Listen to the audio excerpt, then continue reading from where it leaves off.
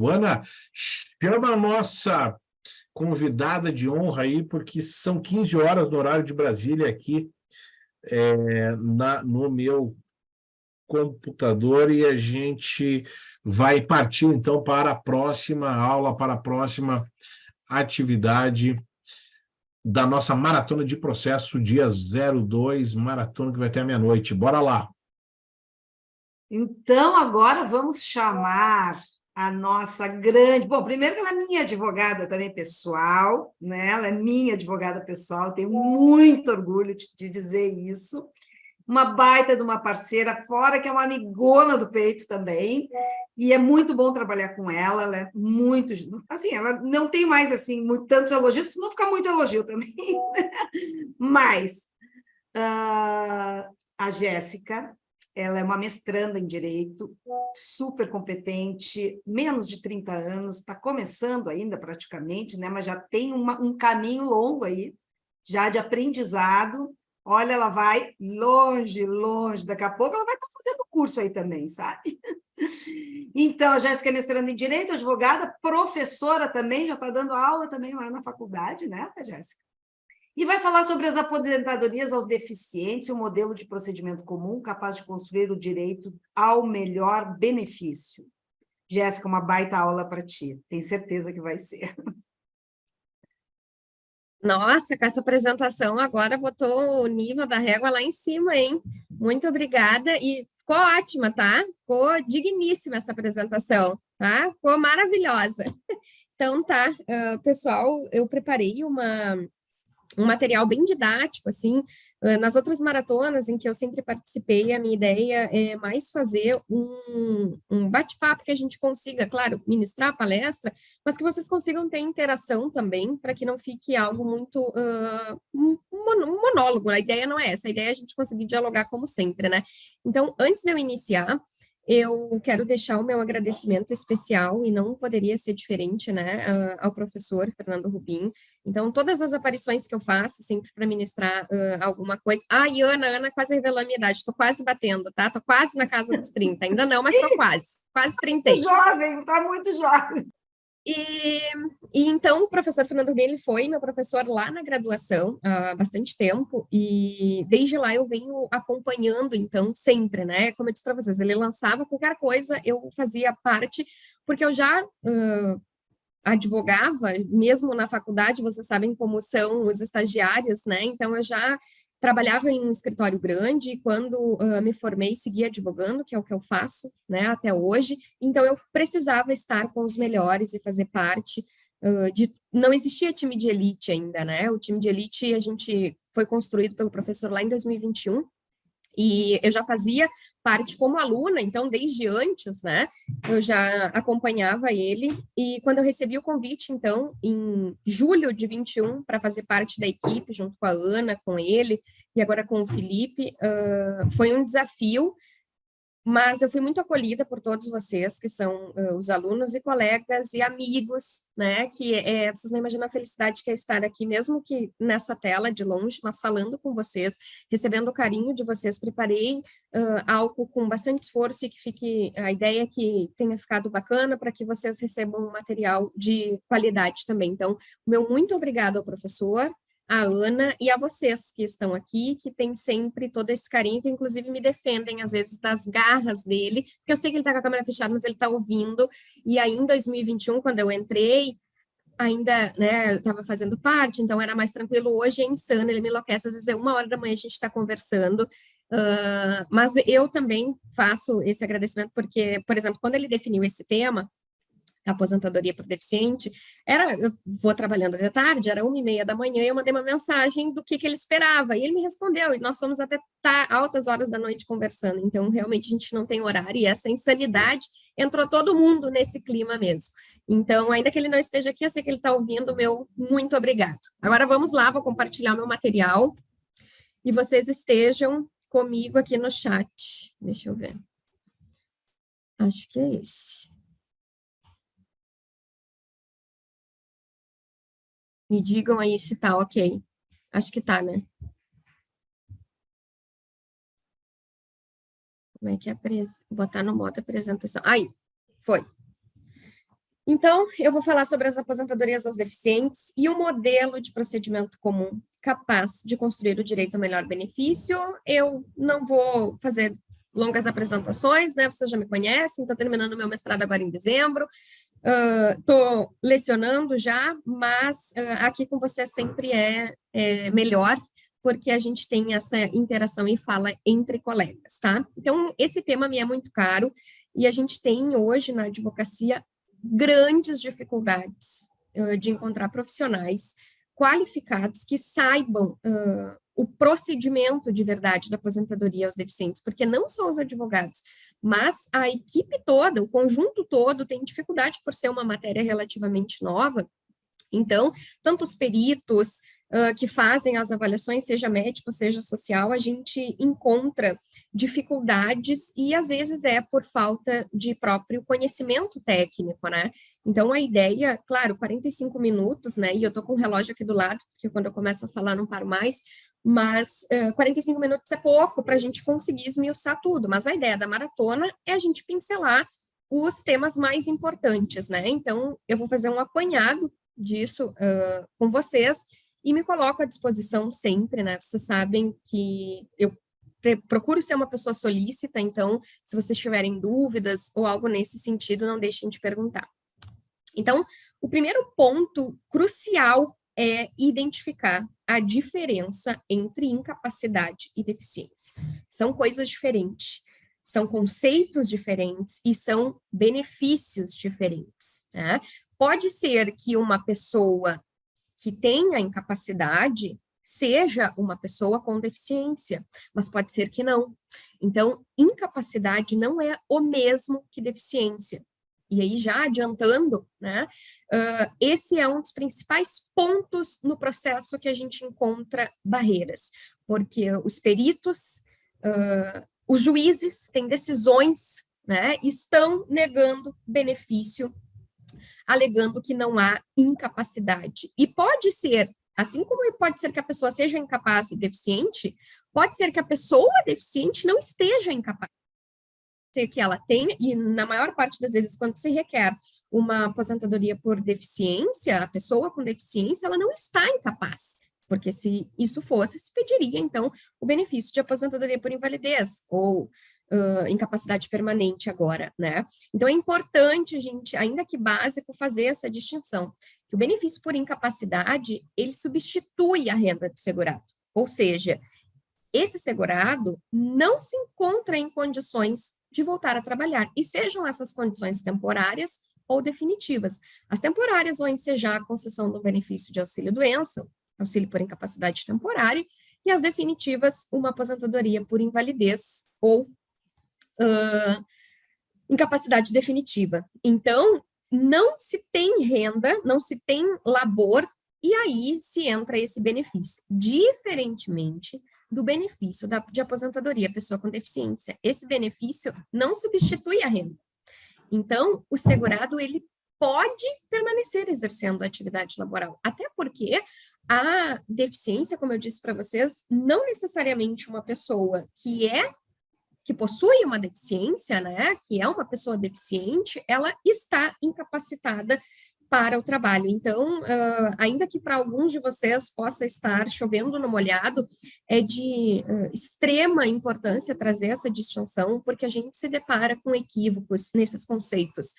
Em análise do INSS, em análise pericial, né, por médico e por assistente social, na biopsicossocial, mas principalmente na médica, e em decisões judiciais. Existem decisões judiciais não concedendo benefício, alegando que a pessoa não está incapacitada, né? E aí, isso é claramente um equívoco nos conceitos. Então, esse é o primeiro ponto que a gente precisa ter em mente, ainda que a ideia, né, uma maratona de processo, é importante trazer alguns conceitos para que a gente consiga se situar. Então, a primeira coisa, quando vocês forem trabalhar com aposentadoria, a pessoa deficiente, com deficiência, é entender que não se está falando de benefício por incapacidade, até para que a gente consiga depois ter técnicas para, se for o caso, impugnar o laudo pericial, apresentar recurso de apelação, um recurso inominado, né, com fundamentos.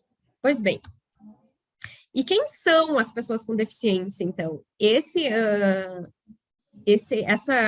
conceito eu sempre coloco nas peças quando eu vou fazer impugnação, justamente porque a gente aprendeu na última Masterclass, inclusive, que para fazer uma impugnação a gente precisa ter fundamentos para isso, né? Então, já que existe essa confusão entre deficiente e incapaz, eu sempre coloco, e de onde eu tirei isso, né? Isso está no artigo 2º, lá do Estatuto da Pessoa com Deficiência. Então, as pessoas com deficiência são aquelas que possuem impedimentos de longo prazo, de natureza intelectual, mental, sensorial, e que esses problemas, né, em interação com uma ou mais barreiras, vejam, podem obstruir sua participação plena e efetiva na sociedade. Então, em igualdade com os outros. Então, assim, em síntese, a pessoa com deficiência, ela, no processo, deve ser analisado não só a deficiência, mas quais são os impedimentos, quais são as barreiras que essa pessoa encontra, né? O que obstrui a participação dela plena e efetiva em situação de igualdade com as outras pessoas. E aí que a gente fala de desigualdade, o que é diferente de incapacidade, né? Estou lendo aqui no comentário.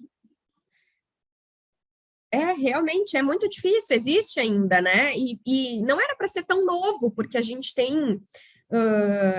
já tem essa lei há algum tempo, mas ainda existe, por isso que é essa dificuldade, por isso que é importante a gente vir, né, sempre trabalhando essas questões. Então, esse é o conceito que está lá no artigo 2º do Estatuto da Pessoa com Deficiência, e que é o conceito que diz quem são, né? Quem são as pessoas com deficiência? Então, são essas pessoas que possuem impedimentos de longo prazo, né? E que se encontram obstrução de acessar, ter participação plena e efetiva em condições com outras pessoas.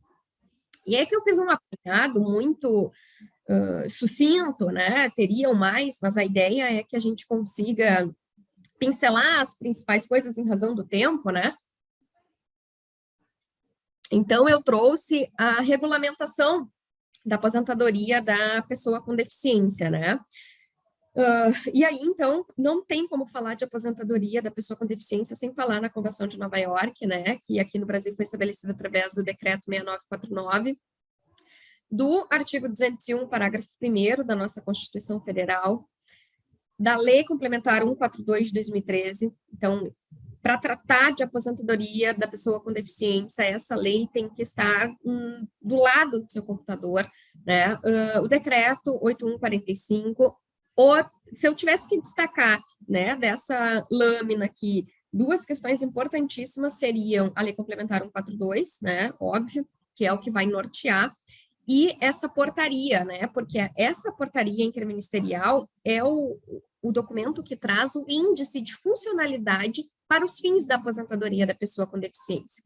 Então, essa portaria, ela tem que estar nas peças, essa portaria, quando a gente for fazer manifestação, esse índice, quando a gente for fazer quesitos, ele tem que estar presente. E também trouxe o memorando circular conjunto 34 de 2013. Então, isso aqui, esse material vai ficar disponível, vocês podem acessar depois ele e consultar quais foram as legislações que eu coloquei ali, teriam mais, mas eu tentei colocar as mais importantes, assim, e destaco daqui, além da Constituição Federal, a Lei Complementar 142 de 2013 e essa portaria que traz o índice de funcionalidade. Então, quais são os critérios, assim, e eu vou repetir, de modo muito superficial, tá? Não tem como fazer uma abordagem muito aprofundada, e até porque a questão nem é direito material em si, mas só para que, porventura, tenha algum colega que nunca tenha trabalhado com aposentadoria pessoa com deficiente, só para entender, né, qual é os critérios diferenciados. Então, existe, né, no artigo 3º da Lei Complementar 142, a espécie de aposentadoria pessoa com deficiência em razão da idade. E aí, os critérios diferenciados são a redução de 5 anos na idade. Então, o homem com 60 e a mulher com 55. é necessária a carência de 180 meses, igual. E aí, vejam, é necessário que os 15 anos de contribuição sejam com deficiência. E aqui independe o grau da deficiência. Então, não importa se é grave, se é moderada ou se é leve. Tendo esses requisitos, é possível pleitear, então, a aposentadoria à pessoa com deficiência em razão da idade, tá? Então, é a redução de 5 anos na idade, independente se homem ou mulher, daí o homem fica com 60 e a mulher com 55, a carência, e os 15 anos tem que ter sido contribuída, tá? E aí vai depender o grau da deficiência. Eu fiz uma tabela aqui para vocês da aposentadoria à pessoa com deficiência em razão do tempo de contribuição. Então, o que eu coloquei aqui, eu sempre faço menção de onde eu tirei, né? Foi da minha cabeça. Então, está ali no artigo 3º, inciso 1, 2 e 3 da lei complementar. Então, vejam, que para que a pessoa, o segurado, se aposente, receba aposentadoria, a pessoa com deficiência, se ela tiver uma deficiência considerada grave, o homem precisa de 25 anos e a mulher 20. Se for moderada, 29 anos o homem e 24 anos a mulher. E se for leve, 33 anos o homem e 28 anos a mulher. E aí uma das perguntas que, de repente, quem não trabalha com a aposentadoria pode estar se fazendo esse período tem que ser todo da deficiência, tá? Para a pessoa conseguir se aposentar, ela tem que ter tido os 25 anos laborados, possuindo, né, sendo uma pessoa com deficiência, usando o termo correto. Tá, mas e aí, por exemplo, digamos que ela tenha, que no processo judicial se comprove apenas 10 anos de labor da pessoa com deficiência, né, que foram esses 10 anos, a pessoa estava com deficiência. O que se faz com esse tempo, né? Se converte ele. Então, você pode usar, ainda que o seu cliente não tenha, você acredite que ele não tenha todo o tempo para conseguir a aposentadoria, a pessoa com deficiência, não tem os 25, 29 ou 33 anos, se tiver algum tempo, se usa esse tempo para conversão. E aí, um outro ponto, que isso não está no material, como eu falei com vocês, conversando, né? Outro ponto importante de anotar é que não é possível a gente acumular conversões, tá? Então, digamos que seja um segurado que teve tempo de trabalho, né, como pessoa deficiente, e que também trabalhou em atividade especial. Então, se escolhe, não é possível ter as duas conversões, não tem como converter, né, acumular conversão de período especial e acumular período deficiente. Vamos adiante. Se vocês tiverem dúvidas, como eu disse que era bem... assim, não queria ficar eu falando sozinha, porque mesmo vocês não estando aqui, eu vejo os comentários de vocês, tá? Então, podem me interromper. E aí, eu trouxe esse outro aspecto importante também, que não está lá na lei complementar, é uma lei específica, né, que é a 14.126 de 2021, que é a lei que trata da visão monocular. Então, essa deficiência, ela é presumida. Vejam lá o que diz o artigo 1º da lei. Fica a visão monocular classificada como deficiência sensorial do tipo visual para todos os efeitos legais. Então, lá no parágrafo único diz, o previsto no parágrafo 2º do artigo 2º da lei 13.146, que é o Estatuto da Pessoa com Deficiência, aplica-se à visão monocular. O que diz, né, o parágrafo 2º do artigo 2º? Que será outras deficiências em lei complementar. Então, é essa lei aí. No caso da visão monocular, então, a gente tem uma deficiência presumida e ela não se encaixa na lei... meus slides não estão passando. Por que será? E eu tô dele falar aqui. Espera aí. E eu tô dele falar aqui todos os meus slides. Espera aí, vamos ver. Vou tentar compartilhar, vocês me digam no chat, viu? Porque é bom ler o chat. Apresentação.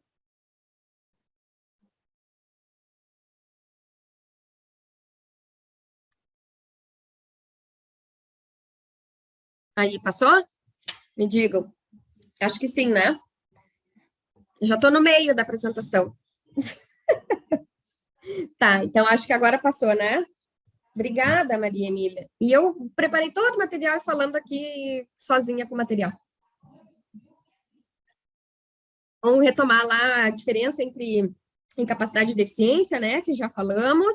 Então, aqui esse material vai ficar disponível para vocês, mas só para vocês irem acompanhando. Me diz aí, Maria Emília. Sim, eba, tá. Desculpem. Ainda bem que foi no início, né? Nem tanto, que já é 15h20. E obter êxito num processo de aposentadoria à pessoa com deficiência. Pelo meio probatório. Não só esse processo, como todos os outros, né? É através de provas. Então, essa ainda é uma questão mais delicada em razão dessa dificuldade aí de sociedade de deficiência. Diz lá o artigo 6º, o parágrafo 2º do artigo 6º, que não é admitido exclusivamente a prova oral para a comprovação da deficiência. Então, a gente já sabe que é um processo que uma audiência ou a substituição por aquelas declarações não vai ser suficiente, né? Não, só a prova oral não basta para a comprovação. A avaliação dessa deficiência deverá ocorrer por duas modalidades, a médica e a funcional. Lembrem que eu falei lá que a pessoa deficiente é aquela que encontra barreiras, né, para ter uma vida plena e efetiva em relação às outras pessoas. Então, por isso, é necessário que tenha uma avaliação funcional também. Isso está lá no artigo 4º, tá? E aí, a avaliação médica, para que ela serve? A avaliação médica é para constatar a deficiência. Então, a avaliação médica não é para dizer se o segurado está incapaz. E eu vou dizer para vocês, sei lá, talvez 80% seguramente dos laudos que eu pego, o perito diz não há incapacidade para o trabalho. Mas não é esse o ponto da questão, não foi isso que foi perguntado, né? E aí a importância de duas coisas. A primeira é de ter sido demonstrado no processo através de um conjunto probatório robusto, ou seja, exames médicos, laudos médicos. Sabe aquele cliente que chega na frente de vocês com aquela sacola que é imensa? Não desprezem para a aposentadoria a pessoa com deficiência, porque a gente precisa provar que é de longo prazo e muito, né, pretérita, então a gente precisa de documentos antigos. E quanto mais documentos bons a gente tiver, melhor, para que a gente tenha uma avaliação médica mais favorável ao segurado. Porque, eu repito, a gente tem tido, pelo menos aqui, né, muitos laudos periciais dizendo que não há incapacidade, porque os peritos já estão tão acostumados a avaliar capacidade laboral que eles vêm fazendo isso em processos que não são para esse condão. E como que a gente faz, então, para mudar isso? É necessário que se tenha uma petição de quesitos, né, com quesitos bem formulados e quesitos que não sejam para a constatação da incapacidade, porque afinal, né, afinal e ao cabo não é isso que está se pretendendo. A gente precisa ter quesitos específicos, né, da avaliação médica e, óbvio, a gente precisa, ao longo da instrução, ter providenciado um conjunto probatório robusto. E aí, aqui, lembrem que eu falei que a prova oral, eu falei, tá no artigo, né? Que a prova oral, ela não é exclusiva, não pode ser atestada em capacidade exclusivamente por prova oral, mas isso não impede que ocorra uma audiência que seja uma das provas, né, desse conjunto probatório. E aí ali, né? Então, não confundam com perícia médica de benefício por incapacidade. Essa avaliação médica é para atestar se a pessoa é incapaz. Olha só, se é deficiente. Se é para atestar se essa pessoa possui, né, algum grau de deficiência. Não é para atestar incapacidade para o labor. E aí, a mais complexa, talvez, que é a perícia biopsicossocial. Nessa avaliação, devem ser analisadas as barreiras que impedem a participação social em igualdade com os demais. Mas em que aspectos, né? As econômicas, as atitudinais, as sociais, as ambientais, a falta de acesso à tecnologia, ao cuidado com o segurado.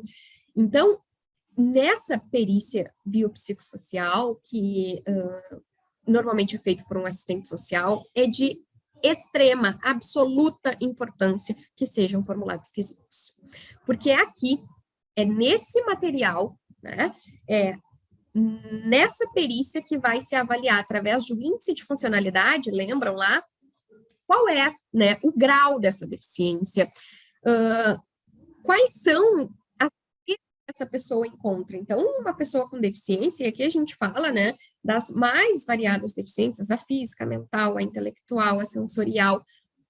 Quais são as encontra que impedem ela da participação social? Então, esse é um laudo importantíssimo para o processo. Normalmente, como que é, né, e agora falando na prática, como que é na prática, que pelo menos aqui, né, se é feito primeiro a perícia médica para atestar se há deficiência ou não, se a pessoa é deficiente ou não, ou teve deficiência ou não, e depois a perícia biopsicossocial, né, para avaliar, então, já foi atestada com deficiência, agora, qual é as barreiras que essa pessoa encontra?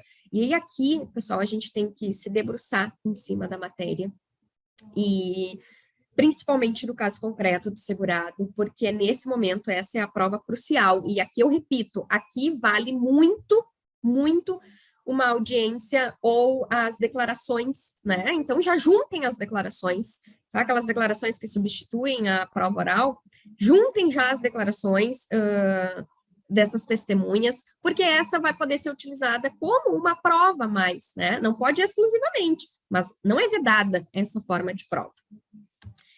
Então, nessa perícia biopsicossocial, como eu falei, é analisado o grau da deficiência, que são os impedimentos nas funções e nas estruturas do corpo, os fatores socioambientais, psicológicos e pessoais do segurado. Vejam como é importante analisar as condições pessoais. A limitação que é causada pela deficiência no desempenho das atividades, e aqui eu deveria ter grifado, está escrito limitação para as atividades, não incapacidade. E a restrição de participação na sociedade, que a gente sabe que, infelizmente, é real, as pessoas com deficiência e as mais variadas deficiências encontram uma série de restrições. E aí, então, os aspectos processuais práticos eu não coloquei no material, tá? E aí a gente vai discutindo aqui. Por exemplo, aqui a gente viu que a aposentadoria da pessoa com deficiência, ela exige uma coisa que é inequívoca, que é instrução processual. A gente precisa de uma dilação probatória, né, exauriente nesse caso. Então, o que não dá de forma alguma, né, que é quase que impossível, falar disso no GEF, né? Quem já me viu em outras falas sabe o meu horror que eu tenho com o juizado, porque a gente tem perícias de incapacidade no juizado, que a gente não consegue escapar, né, em razão do valor da causa, por videoconferência. Eu já tive processo de perícia pelo WhatsApp. Então, imaginem uma perícia de alta complexidade dessas, porque a perícia médica, ela também tem que avaliar a questão social. Então, imaginem uma perícia de alta complexidade dessas feita no juizado. Agora, a gente precisa atingir o valor de causa, né, para fugir do juizado, porque o juizado, ele, qual é a princípio, a máxima dele? Celeridade. E nesses casos, me respondam vocês, a celeridade é o melhor caminho? Certamente não, porque aqui a gente está precisando de dilação probatória, a gente precisa produzir prova, a gente vai ter que produzir uma perícia médica, a gente vai ter que produzir uma perícia biopsicossocial, a gente vai ter que, ao longo da instrução, ter juntado documentos, né? A gente vai ter que ter juntado declaração, ter pedido audiência, enfim. Só nessa minha fala aí de 30 minutos já deu para perceber que é um processo de extrema complexidade. E aí eu faço uma pergunta para vocês.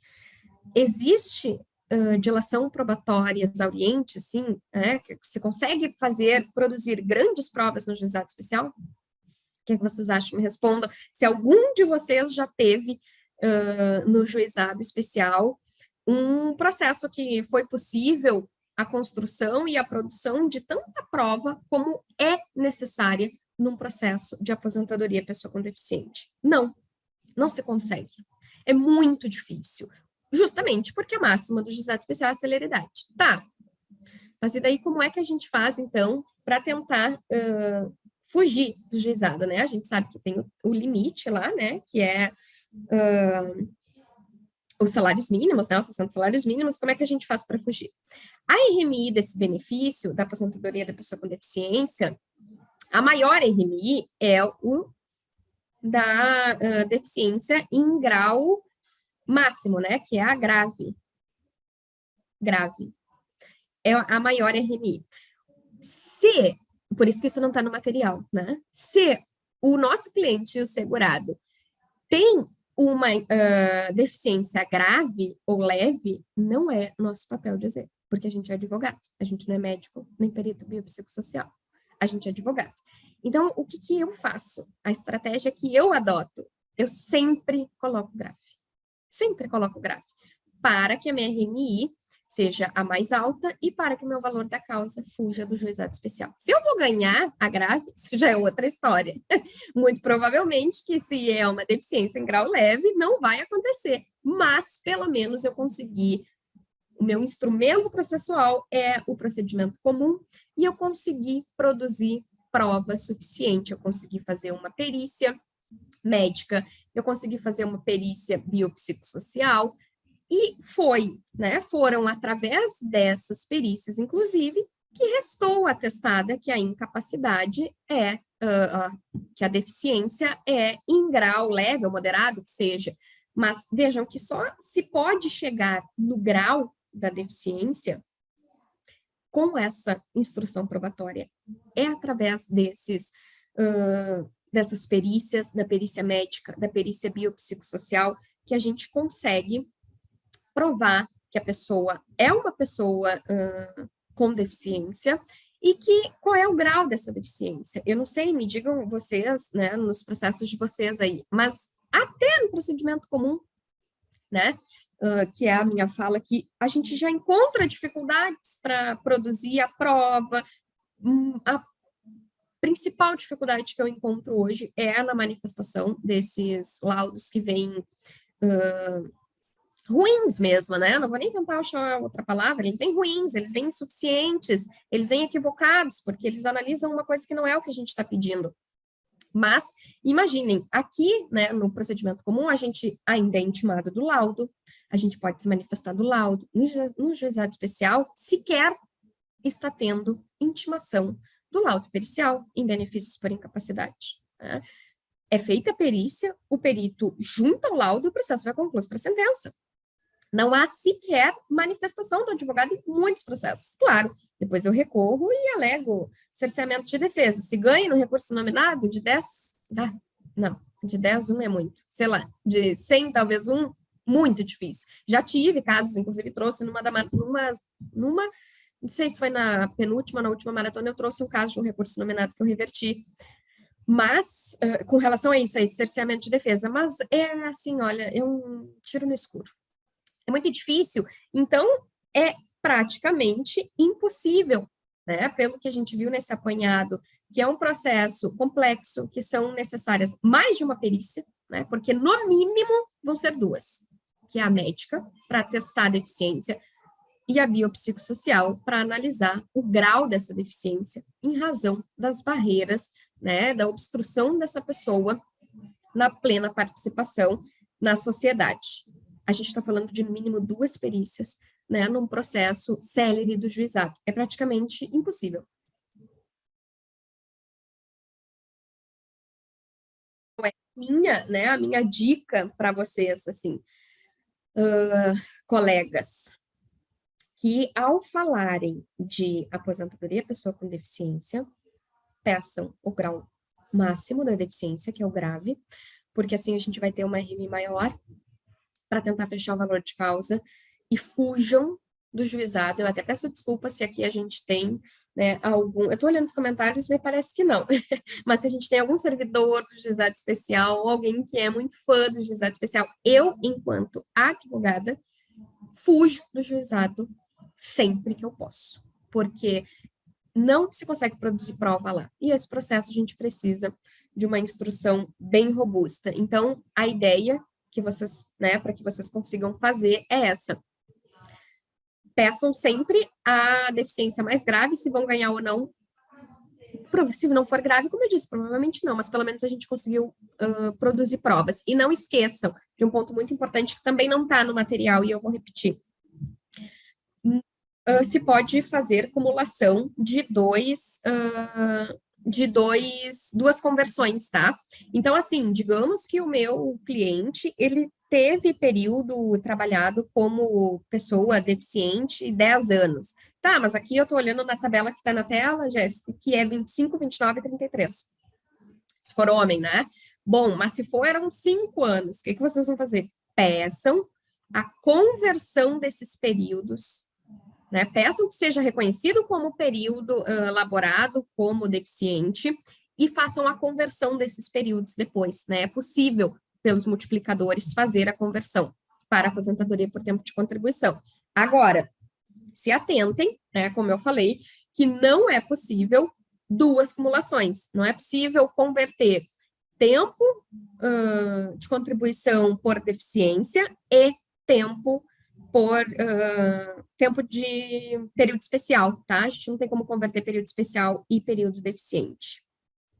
Ó, a Tanara disse que conseguiu reverter essa semana no TRF4 a anulação da sentença para refazer a prova pericial com base no conceito de deficiência, viu? E observando a portaria interministerial. Só conseguiu essa anulação porque era no tribunal, porque se fosse na turma, né, no juizado, não teria conseguido. E aí a importância que eu falei para vocês lá, ó, da portaria interministerial. A lei, quando vocês forem trabalhar com deficiente, a lei complementar 142 e a portaria interministerial tem que estar aberto no computador. Eu sou mais do físico, né? Então tem que estar do lado de vocês. Porque como é, né, assim, para finalizar a minha fala, como é que a gente vai conseguir provar essa aposentadoria da pessoa com deficiência? Mas a gente vai conseguir provar a deficiência através das perícias. E como eu disse e repito, a gente vem encontrando severas dificuldades nas perícias, porque estão analisando incapacidade não deficiência. O que é que qual é o nosso papel enquanto bons advogados? Trabalhar com a lei complementar e trabalhar com o índice de funcionalidade, porque é ali que a gente vai encontrar os fundamentos para fazer os quesitos para o caso concreto, porque, né, a gente estava falando lá da questão dos modelos, né, como a gente disponibiliza lá a ideia é um ponto de partida, mas não se pode pegar um modelo de quesitos e se utilizar para todos os processos com deficiência, porque a deficiência de um cliente é de outro. Então, ainda que se aproveite o material, né, ainda que se aproveite o material, é necessário, sim, que se tenha, vocês consigam amoldar ao caso concreto.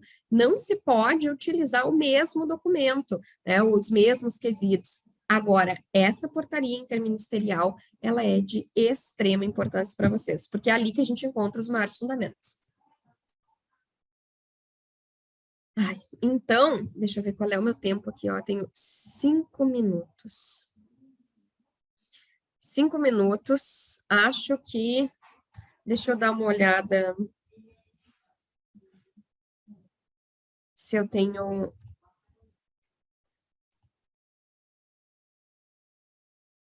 Aí, tá. Então, meus queridos, eu acho, deixa eu ver os comentários aqui, se tem alguma pergunta que eu consiga esclarecer em 5 minutos. E mesmo que não tenha, eu quero deixar a minha de não passar o pouco que eu sei e o que eu busco diariamente aprender. Então, contem comigo, porque o conhecimento, ele merece, foi feito para ser repassado, para ser difundido, para ser compartilhado. Então, esqueçam essa... E a gente não tem, né? Mas caso alguém que esteja assistindo tenha essa ideia de concorrência, porque o fato de vocês se tornarem excelentes advogados não diminui a minha competência, o fato de eu me tornar boa advogada não diminui a competência de vocês, a clientes para todos, e o que a gente quer enquanto operadores da justiça, né, operadores do direito, é que a gente tenha profissionais cada vez mais qualificados, né? Então, é por isso que a gente pensa no time de elite e promove esses eventos, né? Deixa eu ver o que o Roberto Novamente, o time de elite vai disponibilizar, vai disponibilizar, tá? Todos os materiais de todos os professores, sejam da maratona de ontem, sejam da maratona de hoje, todos os documentos vão ser disponibilizados, a gente vai disponibilizar para vocês todos os materiais. Então, meus queridos, de minha parte, era isso, eu fico à disposição se vocês tiverem alguma dúvida. Eu falei rápido, porque eu estava com medo de passar do tempo, e o professor Rubim, ele tá assim, ó, dá 45, ele sobe, ele manda mensagem para o professor e sobe. Ele disse, eu não vou esperar o Rubim me mandar mensagem, né? Eu já vou entrar logo, antes que ele me mande, vou encerrar logo antes que ele me mande a mensagem. Muito obrigado, viu, de coração, pelas parabenizações ali no chat. Eu espero que minimamente eu tenha conseguido atender o que vocês esperavam, né, da palestra. É um tema muito novo, ainda não era para ser, né, tão novo assim, mas ainda é um tema novo, ainda é um tema que a gente precisa se debruçar, nós, enquanto advogados, os médicos, os peritos sociais, o judiciário. Então, são em eventos como esse de hoje que a gente consegue promover uma capacitação, ainda que bem rapidinha, né? Uma capacitação com todo mundo, e a ideia é que a gente consiga ter uma comunidade jurídica cada vez mais qualificada, independente do ramo. Muito, muito obrigada eu, tá? Pelos comentários. Viu, Ana? Encerrei assim, ó, no 45. Perfeitamente, hein, Jéssica? Não tinha melhor, olha, e nem apareceu ainda. Daqui a pouquinho ele está subindo aí. Baita aula, hein? Que bacana, a gente ficou aqui prestando atenção mesmo sobre esse assunto, né? Que é bem difícil. É Os difícil. caras levam 15 anos, para que isso? Mas é um absurdo, né? É difícil. Muito difícil bacana. novo, né? É novo. Então, a gente está encontrando muita dificuldade aí, até no judiciário, tem juízes aplicando decisão equivocada. É muito novo. As gurias aí também assistiram? Sim, todo mundo assistiu aqui. Todo mundo assistindo aqui. E todo até mundo qualificado, pessoal, então. olha que bacana isso, que bacana aquilo. A ideia é fazer bem prático, assim, porque eu estava conversando com o pessoal ali, né? Essa questão mais teórica, primeiro que foge um pouco do que é o time de elite, né? Sim. Que a gente não tem esse viés, né, estritamente teórico. E, bom, se busca, né, na lei, nos livros, o que a gente precisa, e a ideia é a prática, né, que é onde a gente encontra a maior dificuldade. A gente vê, bom, tu vê aí, né, com os teus autores, e, enfim, a gente precisa de livros e de material sobre prática, né? Sim. Olha, nós temos uma revista de prática previdenciária, né? Justamente toda revista a gente tem uma prática lá que a gente publica, né? Se tu tiveres aí alguma coisa, já manda para a próxima revista a gente já publicar também. Sobre e essa é a revista que eles têm, que o pessoal do time tem acesso, né? É a revista que todo mundo tem acesso. Eu gostaria até de saber, com esse povo todo que está nos olhando aí, que já faz parte do time de elite, se tem baixado a revista, se eles leram. Eu gostaria muito do feedback para saber o que acham. Aceitamos elogios e na crítica não, só elogio. Estou brincando. Não, o feedback é importante para a gente sempre melhorar, né? Então, eu convido todo mundo que é do time de elite aí baixar a revista lá no site, está disponível lá em bônus, né? Tivemos agora a última revista agora de agosto, julho e agosto, bastante, bem bacana, o pessoal tem elogiado aqui, os assinantes, né? Eles mandam mensagens aqui para nós, então eu convido todos a participarem e lerem pelo menos a revista, ou se quiserem mandar artigos aí acadêmicos, a gente, né? E a gente tem colegas, né, Ana, do time que já escreveram, né? Quem? O quê? A gente tem colegas que já escreveram, a Andréia escreveu, não foi? Sim, Andréia Burgos, que escreveu já, sim, exatamente. Bom, agora eu não tenho de cabeça todo mundo que escreveu, porque imagina, a revista já está na edição 46, né? Então, é bastante coisa já, né? Mas participem, entrem, acessem a revista, porque vocês têm direito a esse material, né? Direito, tá lá. Cada ano tem lá, são 6 revistas, né?